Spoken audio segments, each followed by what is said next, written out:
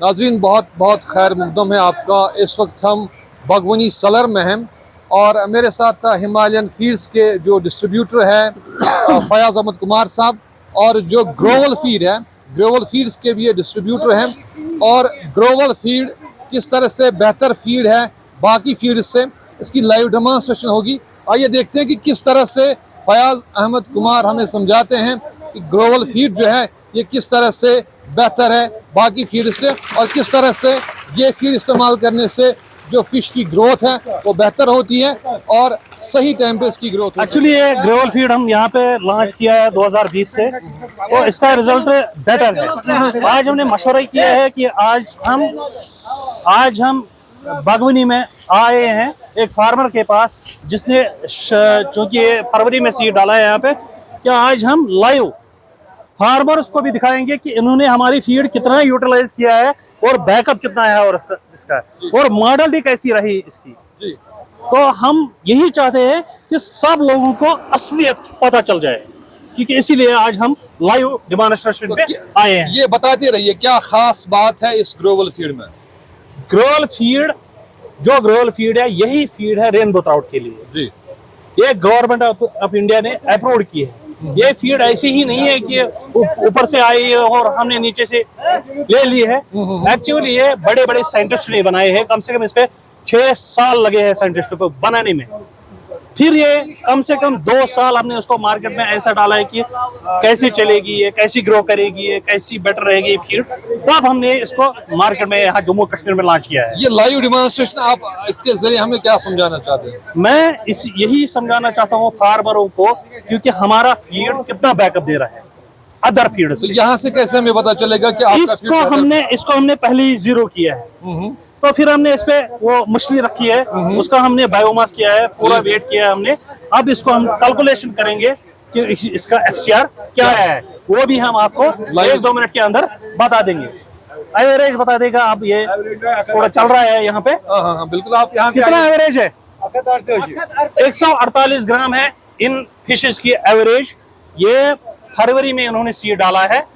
फरवरी, मार्च, अप्रैल, मई, आज 5वां महीना है, 5वां महीना चल रहा है। तो इनका 148 है इनका एवरेज वेट। तो ये आइडियल वेट माना जाता है, बेहतर वेट यही माना जाता है? बेहतर वेट है।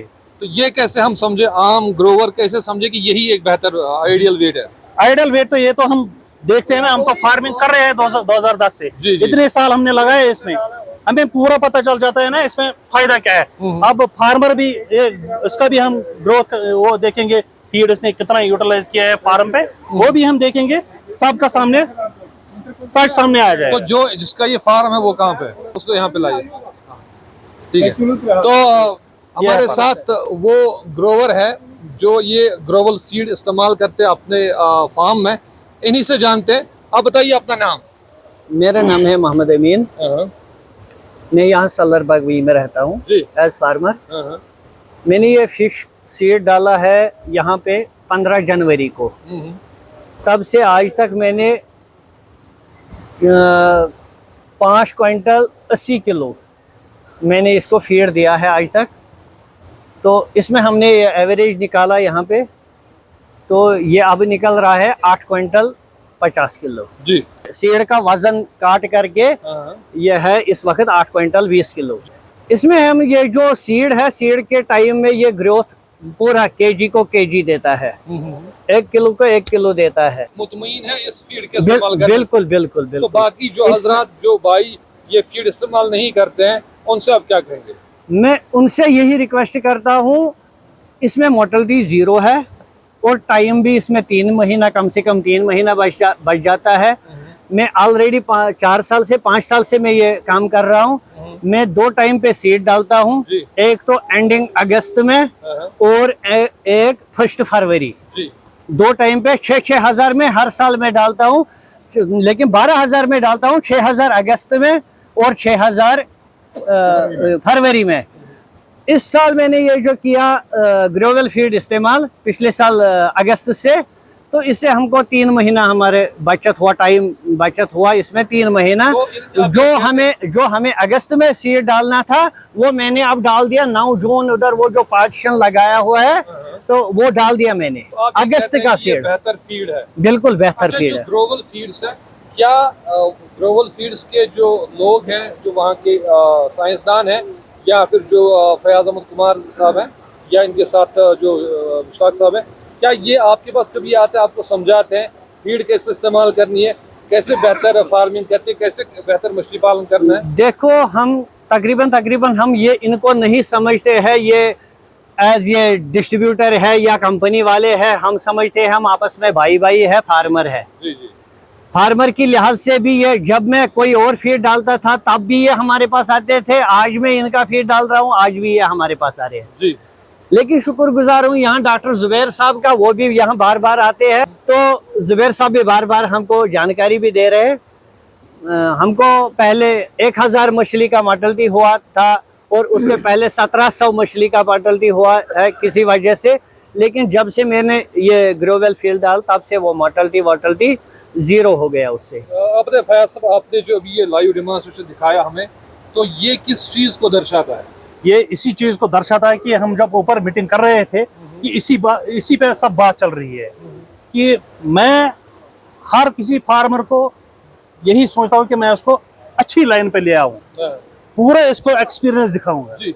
जो यहाँ पे मैंने ये लाइव डेमोंस्ट्रेशन की है, ये चैलेंज लग गया था। ये चैलेंज लग गया था कि इसमें अभी हमारे से निकला है बराबर 1:1 FCR। 1 किलो इन्होंने फीड डाला है, 1 kg फीड इसको बैकअप मिल गया है, 1+ निकल गया। 1+ निकल गया है ये यहाँ से। अचानक ये बात करते करते मैं इस पे आ गया, इसके पीछे क्योंकि मेरे दम है, मेरे पास क्या है दम कि मुझे बैक है, पीछे जो साइंटिस्ट इस फील्ड में काम कर रहे हैं, मैं उनके संपर्क में, पूरा संपर्क में।